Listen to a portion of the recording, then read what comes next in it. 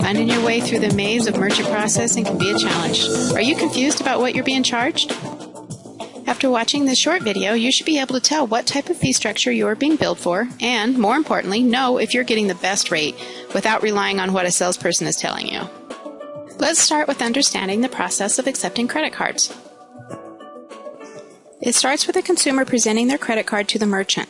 The merchant swipes the credit card and it is directed to the processor, which then seeks authorization through the card type network.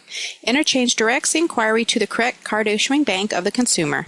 The bank then verifies the funds are available and returns a response of approved or declined. This authorization is then routed back through the supported card network and is received by the processor, which provides the merchant the authorization. At the end of each day, a merchant will batch all of their credit card transactions, and this will be sent to the processor. This processed amount is then deposited directly to the merchant's bank account. Now that you've seen the process, let's look at where the fees and charges are actually going. Merchants' fees will fall into three areas: interchange, dues and assessments, and processing costs. Let's look at how fees are determined. The fees that are charged from interchange depends on two things. First, the type of card the consumer is using. Interchange is comprised of hundreds of different rate categories, depending on the card type, and secondly, the fee is affected by the requirements to qualify for a specific rate. For example, a card present would have a lower fee versus a card that was keyed in. Visa and MasterCard publish these rates and requirements semi-annually. It is important to understand the fee amount is set by the sponsoring bank of the credit card and is the same for everyone, from Walmart right down to the smallest corner shop. The interchange fees are updated every 6 months, and any adjustments or increases only affect one or two interchange rate categories. Additionally, there are dues and assessment fees. These are passed on to the merchant. These are membership fees paid by financial institutions to Visa and MasterCard. These fees have no rules, categories, or criteria. They are just a set percentage of the amount of the sale and are the same for every transaction processed. Now let's look again at these three areas. Even though it is a bit confusing to understand which cards are being charged what amounts, the most important thing to know is that the interchange fees and the dues and assessment costs are absolutely set, and no one is paying more or less. It is impossible to be given a discount or even be overcharged for any of these fees. And anyone that tells you different is incorrect or misleading you. All you need to be concerned about is this third area, processing costs. And if you understand how and what you're being charged for processing, then you'll be able to accurately determine what you are paying and, more importantly, know if you're getting the best rate.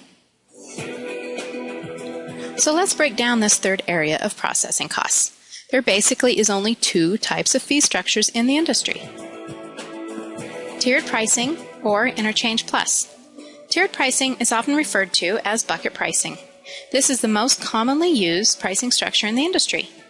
Interchange Plus pricing is often referred to as cost plus, true pricing, or pass-through pricing. Historically speaking, Interchange Plus pricing is reserved only for very large companies like national retailers, and they have been the only ones able to benefit from Interchange Plus pricing. Don't be misled by the assumption you can't get Interchange Plus pricing model. So let's break down the differences between the two pricing models. First, let's look at tiered pricing. So most processors use the tiered pricing model. In this pricing structure, processors are using 100 plus different interchange categories and separating them into buckets. They typically refer to these buckets as qualified, mid-qualified, and non-qualified. Under bucket pricing, each bucket is priced high enough to cover the rate of the card with the highest interchange fee in that bucket. With this type of pricing, the merchant is paying the higher price for all of the cards in that bucket. Additionally, when Visa and MasterCard make changes to interchange rates, it is common for processors to use this as an excuse to raise the rate of the entire bucket, even though it only affects one or two of the cards.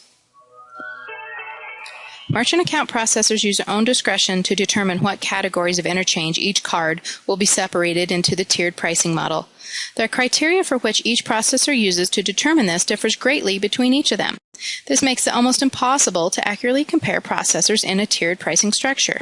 A transaction that would fall into a qualified bucket with processor A may fall into a mid-qualified bucket for processor B. And that exact same card and transaction could fall into a non-qualified bucket for processor C. Ever wonder why you always have pushy salesmen wanting you to switch your service? Let's look at a few examples of things to watch out for. Be aware of any early cancellation clauses. You can see an example here from a client wanting to leave their processor. See the fine print? Or how about contracted equipment leases on POS machines for 1 to 3 year terms? Many processors make a fortune leasing equipment. In most cases, these machines' actual cost is under what one monthly payment lease amount would even be. There are literally hundreds of different pricing schemes out there that processors will use to hide their profit margins within a processing account. Look at this Google page when we type in merchant processing rate. These are what we call marketing or teaser rates. These rates would apply to a check or debit card transaction where the consumer enters their PIN number. What they don't show us is the rate they charge for all the other credit cards and reward cards because that's where they hide all their profits. For example, let's use the lowest teaser we can find of 1.03%. And for mid-qualified transactions, a rate of 1.53 and 3.78 for non-qualified transactions for this example. For regular Visa and MasterCard transaction, let's use a rate of 1.54%, which is a common rate from the Visa wholesale rate sheet. Now, if you're wondering why the rate for the qualified and the mid-qualified is lower than the rate for the regular Visa MasterCard, that is because all of these are surcharges on top of the base rate of 1.54. In order to calculate this, all you need to do is add the 1.54 to the 103 or the 153 or the 3.78 to see what the actual rate is. So always remember, when a salesperson is quoting you rates, always ask them if this is on top of the regular Visa and MasterCard rate. This should give you a basic understanding of how tiered pricing works. Now, in comparison, let's look at how Interchange Plus is calculated.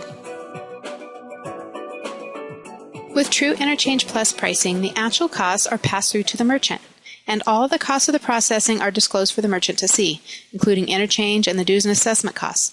The processor then will work with the merchant to establish the discount rate, the percent that is charged over the interchange or pass-through. Now let's look at what the difference of Interchange Plus pricing is. None of the qualified rates will apply, and let's use the same interchange rate of 1.54 and a common debit card interchange rate of 0.95 for this example. Let's say you've been quoted 25 basis points, which is also sometimes referred to as a discount rate. When we add this to the interchange rates and do the math, you can see what the same card would cost on interchange. Let's look back to our previous math we did on the tiered pricing example.